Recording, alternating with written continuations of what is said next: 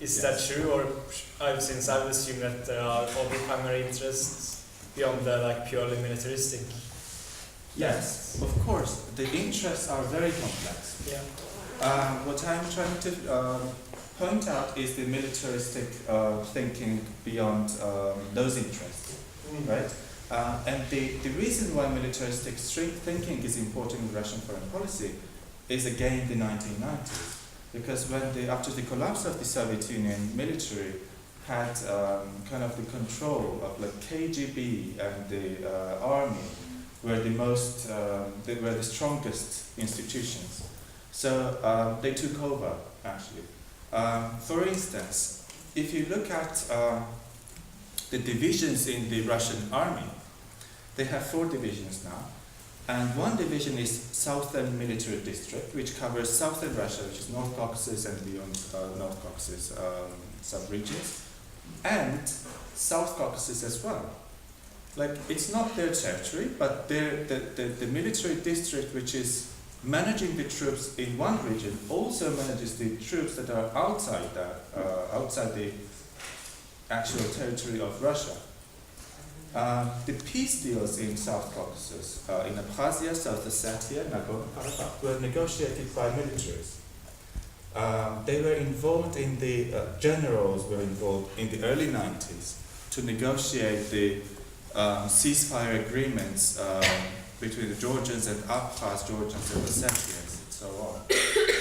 They were the most important. And their way of thinking to large extent defines the way of thinking of the Russian politicians because of their weight in the internal debates. Okay? Good. Yes. So, talking about Ukraine and Caucasus. Yes. You moved to the question regarding the foreign policy. Because you said that the biggest strategic thinking is going to the near abroad, and you define the term. But how would we then explain Russia's presence in Afghanistan historically, but also, having really close relationship with Iran and engaging in different negotiations? Cuba. The foreign policy near abroad does not exclude Russia's interest in engaging with other nations like Iran and China, but they are not in their near abroad. They don't want to invade, so to say, Iran or China. They don't want their military bases in there, even though they have one in Syria, if I'm not mistaken. But when it comes to near abroad, they want the total control of the foreign policy choices of the countries that are in their near abroad, okay? But they are strategic partners with Iran, with China and other countries. Afghanistan is a bit of a paradox because it happened during Brezhnev and for me it's very difficult to explain. So I'm not a good expert on the Soviet Union's intervention in Afghanistan. Yes, let's discuss the case studies. Ukraine and Caucasus. Let's start from the Ukraine. So what did you have in Crimea? You had a lot of Russians and Russian speakers. You had minorities that also spoke Russian. And Crimea was part of Russia until the 60s when Khrushchev gave Crimea to Ukraine. We can speculate on why Khrushchev decided so, but I don't think it's important now. The fact is that in the Russian perception, in the mindset, Crimea is still part of Russia. Okay? And the annexation, the West refers to the fact, what happened, as an annexation of Crimea, while the Russians refer to it as Crimea's return to Russia. It's a return, not an annexation. Okay? And there's a big difference because it's viewed from two completely different perspectives. As for the eastern part of Ukraine, there you have a lot of Russian speakers, many of them ethnic Russians. So Russia is, there are like two kind of principles. Russia goes wherever Russia is expected to come. Like wherever Russia has support in terms of the population, Russian speakers primarily, or national minorities that are different from the titular nation, Russia goes there, and quite successfully.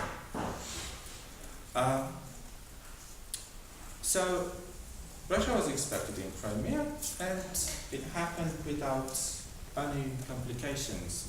And what happened afterwards made the Western countries forget about Crimea, because the events in eastern Ukraine are so complicated and they are so important that the European Union and the NATO kind of get along with the Crimean annexation, because it's not, they're not bringing it up because the primary importance is on the eastern Ukraine and the ceasefire in eastern Ukraine. Okay. Of course, they don't accept the idea of annexation. They will not say it out loud. But you see less stress on Crimea. As for Caucasus, I think the Caucasus is a very, very interesting region because you have three countries. One is pro-Western, one is pro-Russian, especially after last year's decision of Armenian president to not sign the association agreement with the European Union, and he committed himself to join the Eurasian Union, which is a Russian project.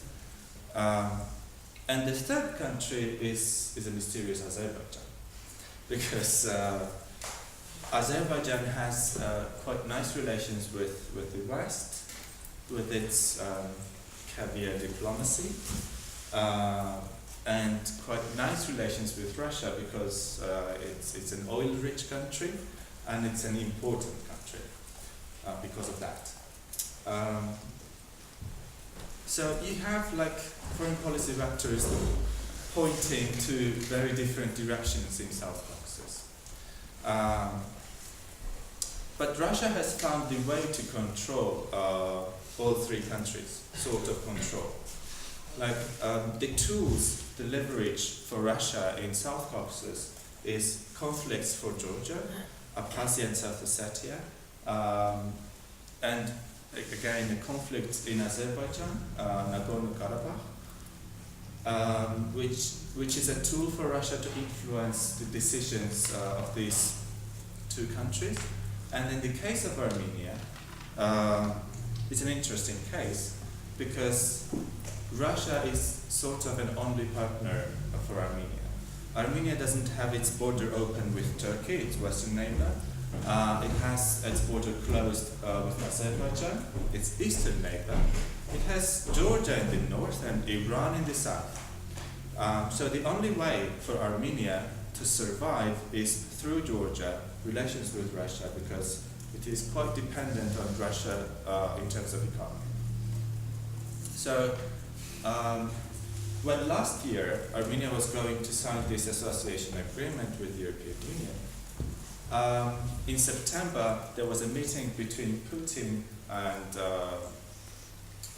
Sarkisyan. Thank you. And after that meeting, 1 hour meeting or something, the president of Armenia declared that the country was going to join Eurasian Union, not the association agreement with the EU.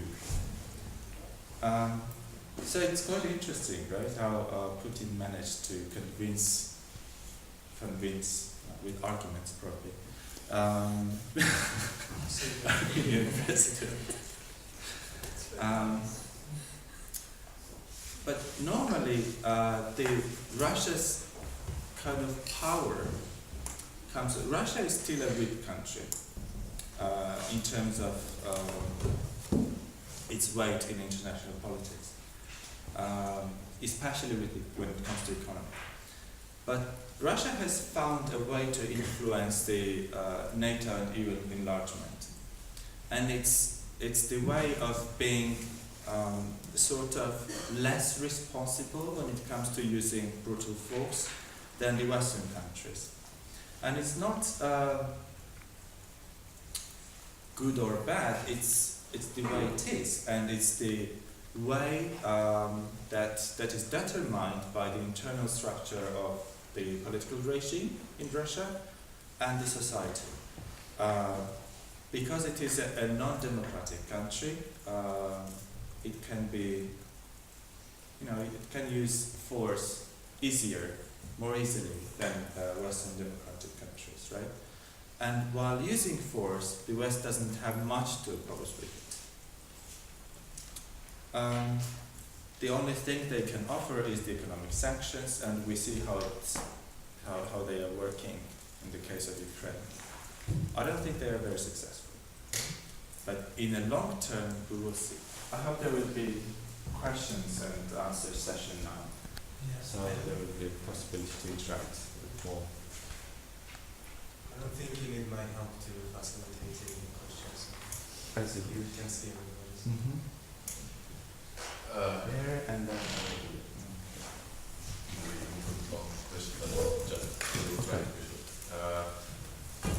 You say that Russia couldn't find a role in the international politics, but they are playing a role. Like they really without them could be easy. For example, Syrian conflict.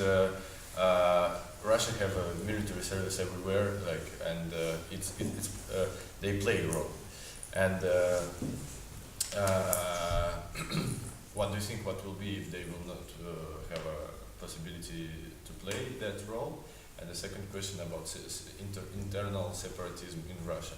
How it's is it possible that it will growing up and in which regions, or it's just exceptions of trends? Okay. So the first question about the role. Yes, it has certain role when it comes to the Middle East, in relations with Syria and Iran. However, their policy is almost always reactionary. They react to the inputs from the outside world. For instance, if you take Ukraine again, the Ukrainian people decided that they wanted to sign the association agreement and remove the government. So Russia thought they are losing Ukraine, so they reacted. How they reacted in terms of morality and normative evaluation is a different matter. But they reacted to what happened. Okay, they didn't. You see, they don't proactively do things, and that is what shows that they have not found their own role. As for the internal separatism within the Russian Federation, it's a very complicated issue. Many people expect that Russia, like tomorrow, we will wake up and Russia will collapse, and there will be a lot of countries instead of one Russia. But I don't think so. I think more or less Russia is effectively controlling the situation in the whole territory of Russia. So we should not be expecting any implosion or explosion in Russia. Okay. But it's just a speculation, because nobody was expecting that Soviet Union would collapse. Can I add something concerning Yeah, if it's directly related, then yes. If not, if it's directly related, yes. Yes, you said about Russia will collapse. It is not possible. Me with Hamo have been in Russia, in Moscow. There were some people, like 30 people, are demanding for something. Like they're just give placards, like posters, and they didn't shouting, and they stand there like 10 or 20 minutes, and the police came and took all these people and take away. I think it cannot be collapsed more than 20 or 30 years. Yes, that's also an argument. But still, it's a speculation. Yes, please. Yeah, I have also seen similar in Russia, so I believe in that also. But it was very interesting.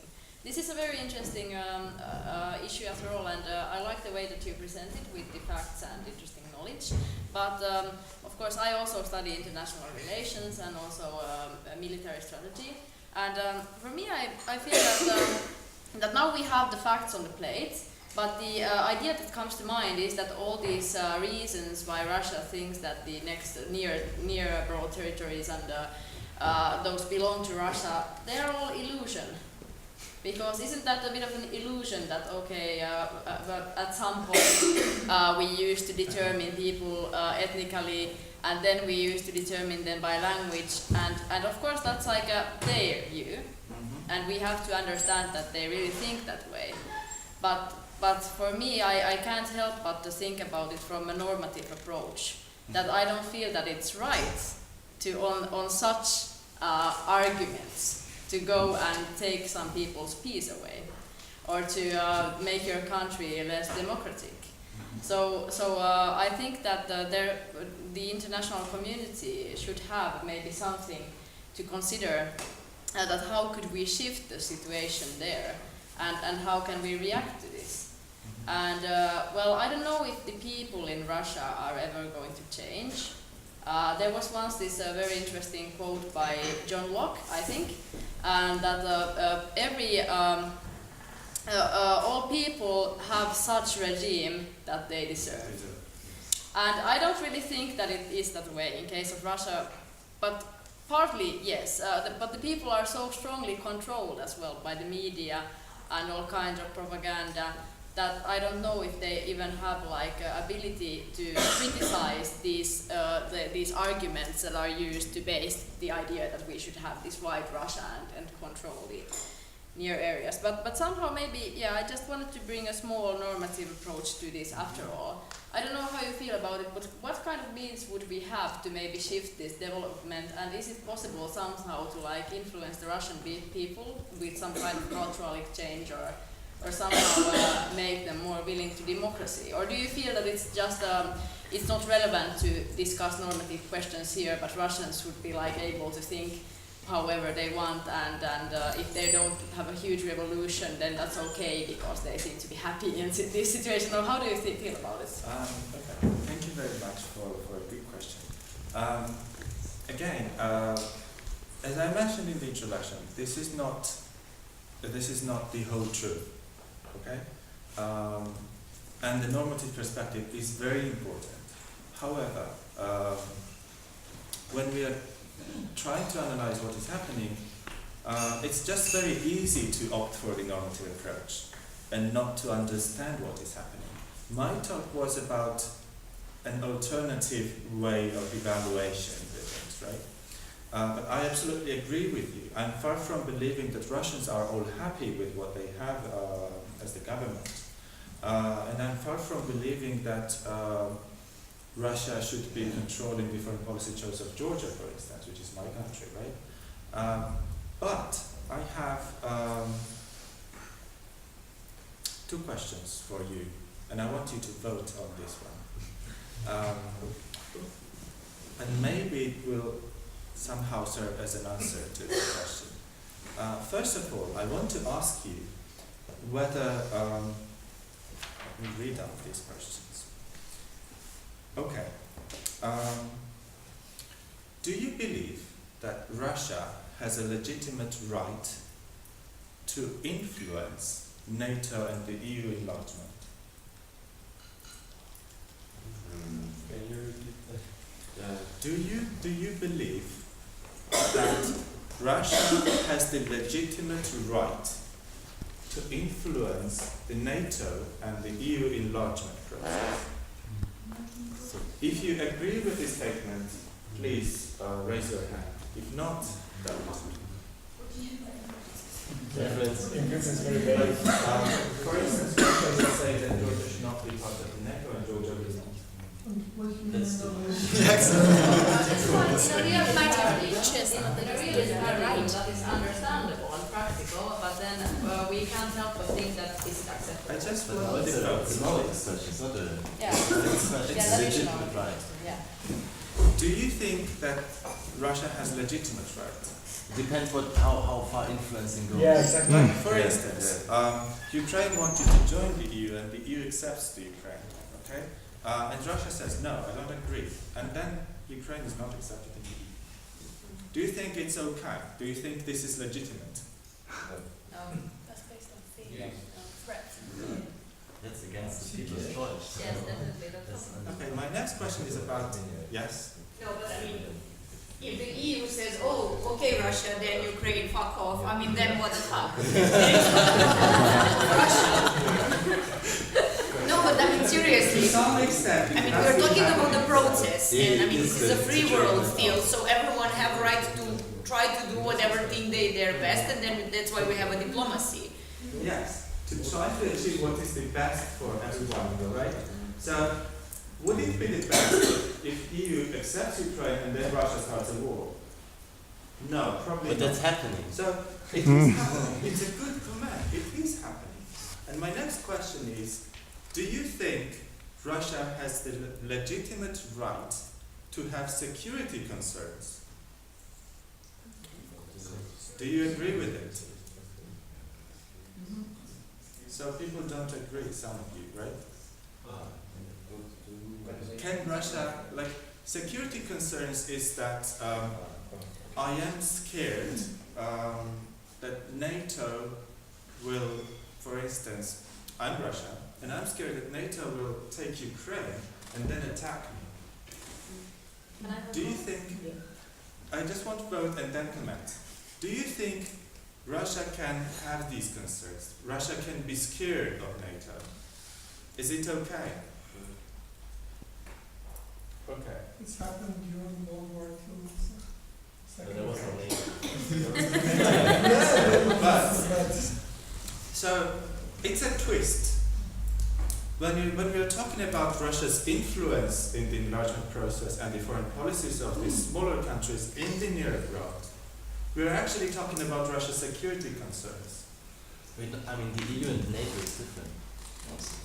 Not entirely, because the Moldova and Ukraine, those two cases show that Russia is still concerned with the EU, because Moldova has committed itself not to join the NATO, and you have the embargo after signing the association agreement. And Ukraine also declared that they will not join the NATO, they will just sign the association agreement, and you have what you have. But, yes, I wanted to say something there for voters. But it's reaction as well. And Ukraine and Moldova choose NATO because they are dangerous from Russian side. It could be just you without NATO, but it's reaction from Russia.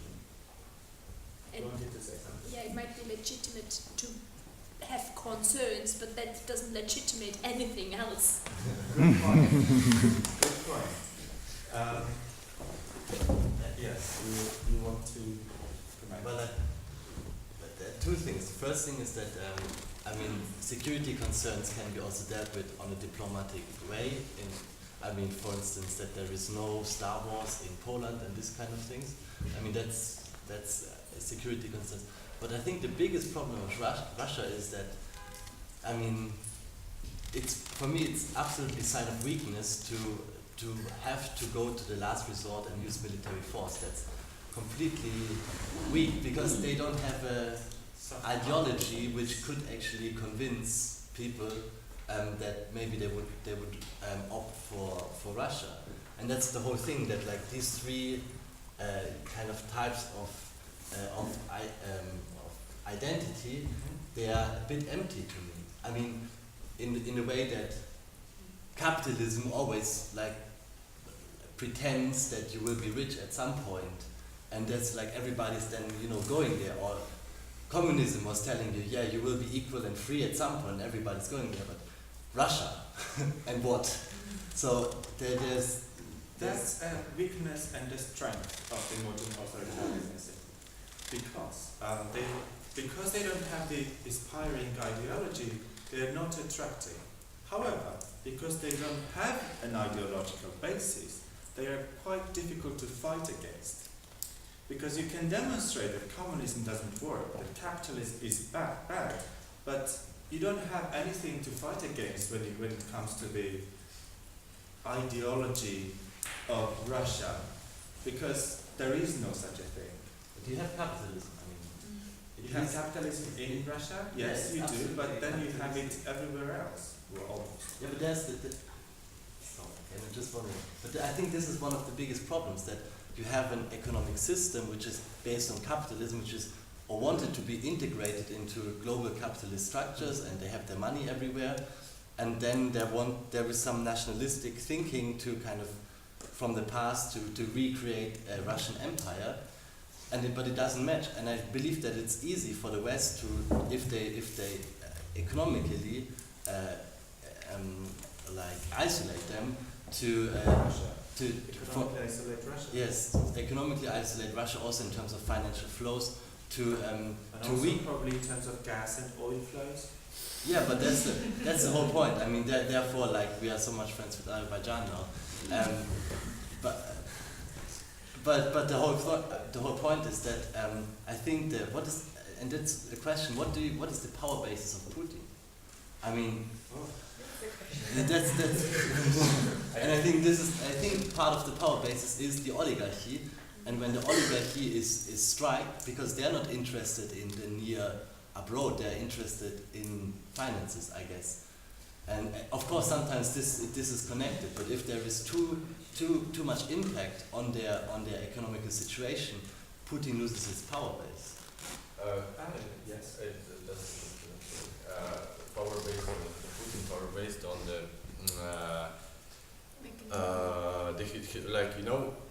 his rating growing up when war annexion Crimea, and there was one interesting photo. The usual guard, like I don't know, the usual small town in Russia with broken, damaged roads, old buildings without glasses, everything, and there was written Krym nash. It means that we can be poor, we can be like without anything, but we should be proud to be Russian. And power based the power of Putin based on feelings like to be proud to be Russian. Like everybody should be scary and respect me. I can be poor, I can be rich, but everybody should know what is the Russia, and we should be that's Держава. Imperium. And these two projects, like what we thought, it could be national country, or it could be project of including other region. It's a possible way to be proud to be Russian. It doesn't matter national or unity of other countries, but everybody speak Russian and say "Мы русские." Do you understand? But I think the interesting question now, because as you said, does Russia have a legitimate reason to be afraid?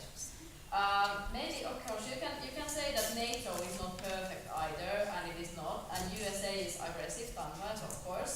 But right now, many people would argue that Russia is more aggressive in international relations than, for example, the US. And now many people are starting to think that NATO is the right answer for this paradigm. But then, when you think about the global, pacifist perspective, or however, then I don't know if it's the right solution for this Russia situation to enforce NATO and then try to somehow maybe even violent purposes to counteract Russia. I really feel that there should be some kind of an internal or diplomatic change because it's weakness to go with the final strength of violence. But then that is the important question, what to do, because and two wrongs don't make it right there. And I think you probably have read Alexander Venn. Yeah, and of course he says that there is nothing to fear but fear. And basically, I don't know, maybe some kind of more open information flow, or I don't know what the answer would be, but we definitely have to make some other answer as power balance, because that won't be sustainable in this perspective. And final comment. I absolutely agree that the only possibility to influence or to cause the change is education. You have to this exchange of ideas and different perspectives, seeing the world from understanding the world from various points of views is important. But there is a problem in that regard for Russia. For instance, if you take IR curricula in Russian universities, most of it is based on geopolitics. So geopolitics, which is kind of mocked in the Western universities and not regarded as scientific and as, rigid or whatever. They base their teaching